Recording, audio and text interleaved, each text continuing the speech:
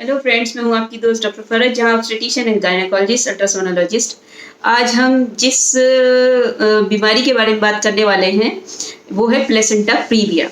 देखिए, यूट्रस, ये तो आपको पता है कि बच्चा यूट्रस में बच्चेदानी में ग्रो करता है और बच्चेदानी के दो पार्ट होते हैं, अपर सेगमेंट और लोअर सेगमेंट। और प्लेसेंटा ये वो चीज़ है जिससे मदर जो है बेबी को न्यूट्रिशन और ब्लड सप्लाई मिलती है।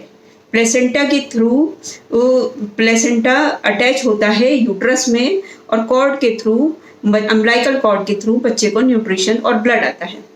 ये नॉर्मली प्लेसेंटा यूट्रस के अपर सेगमेंट में, अगर हम पूरे यूट्रस को दो हिस्सों में बांटते हैं, upper segment and lower segment, 2/3 upper segment, 1/3 lower segment. Normally placenta जो है 90% केस में अपर सेगमेंट में ही इम्प्लांट होता है, जा करके यानी कि चिपकता है, फॉर्मली बच्चेदानी से चिपक जाता है। तो एक अल्ट्रासाउंड तो हम 20 वीक्स पे करते हैं, जिसमें नॉर्मली कई बार 10% केस में प्लेसेंटा जो है लोअर सेगमेंट तक आ जाता है। लेकिन इस 20 वीक्स के अल्ट्रासाउंड पे अगर आपका प्लेसेंटा लो लाइन जाता है तो आपको कोई टेंशन करने की ज़रूरत नहीं है। इसमें भी 90% केस में ये जैसे जैसे यूट्रस की ग्रोथ होगी ये ऊपर चला जाएगा। अब प्रॉब्लम कब होती है? प्रॉब्लम तब होती है जब ये प्लेसेंटा अपर सेगमेंट में ना इम्प्लांट होकर के लोअर सेगमेंट में इम्प्लांट होता है। इसमें भी कई सारी कैटेगरी हैं। एक कैटेगरी सेंट्रल प्लेसेंटा प्रीविया, जिसमें वो बच्चेदानी के मुंह को पूरा कवर कर लेता है और बच्चे को डिलीवरी ही नहीं होने देता और ब्लीडिंग होने लगती है। दूसरा है पार्शियल प्लेसेंटा प्रीविया, जिसमें यूट्रस के मुंह को पूरी तरह कवर नहीं करता है, बस वहां तक आता है। और तीसरा है कि विदिन 2 सेंटीमीटर के लोअर सेगमेंट से लगभग 2 सेंटीमीटर के अंदर होता है, सर्विक्स को या बच्चेदानी के मुंह को ये कवर नहीं करता है। अब देखिए, अगर ये सेंट्रल प्लेसेंटा प्रीविया है तो इसमें तो डिलीवरी पॉसिबल ही नहीं है, क्योंकि प्लेसेंटा ने पूरा कवर कर रखा है सर्विक्स को, बच्चेदानी के मुंह को।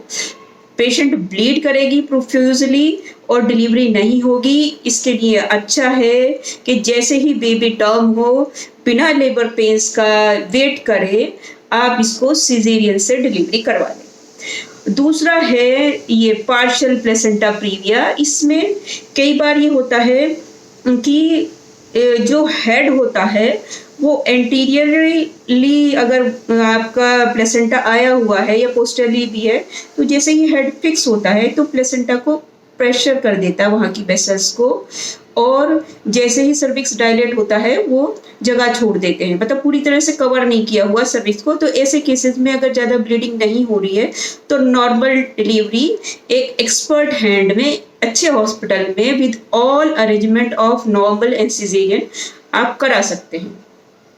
और अगर इसी तरह से लो लाइन प्लेसेंटा है, उसमें भी depending on the severity, bleeding की सीवियरिटी, आपका नॉर्मल कराया जा सकता है।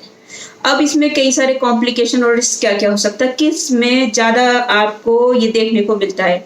देखिए, एक तो ये प्रीवियस LHCS या प्रीवियस अबॉर्शन या मल्टी ग्रेविडा, या कई बार जो है मल्टीपल प्रेगनेंसी होती है दो, या प्लेसेंटा को कुछ ज़्यादा ही बड़ा हो जाता है तो वो अपर सेगमेंट से लोअर सेगमेंट तक आ जाता है। तो इसमें ये सब अच्छे से आराम से डायग्नोसिस बनाई जा सकती है इसकी अल्ट्रासाउंड पे। एक अल्ट्रासाउंड आप 20 वीक्स पे कराएं। 20 वीक्स पे आप देख ले प्लेसेंटा लो लाइन है कि नहीं है। उसके बाद आप 9th मंथ में लगभग 36 वीक्स पे कराएं।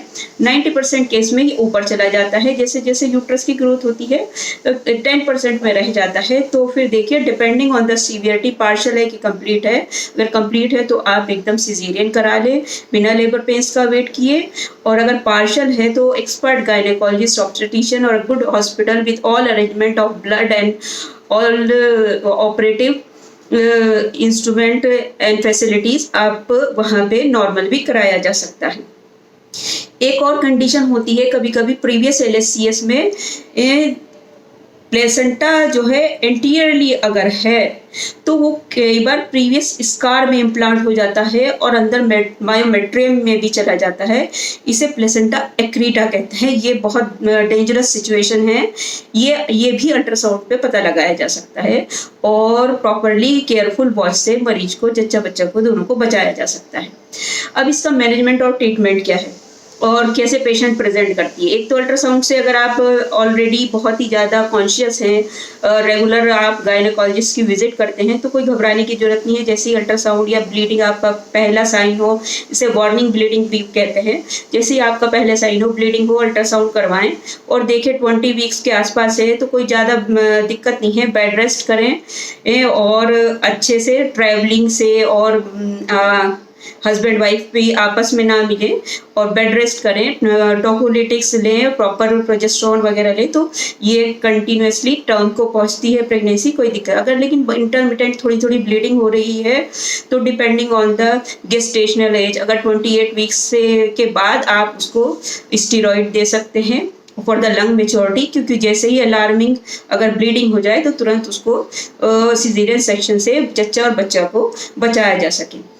इसमें कॉम्प्लिकेशन यही होती है कि ब्लीडिंग एक तो मदर को होती रहती है तो हीमोग्लोबिन हमेशा मेंटेन के रखना होता है।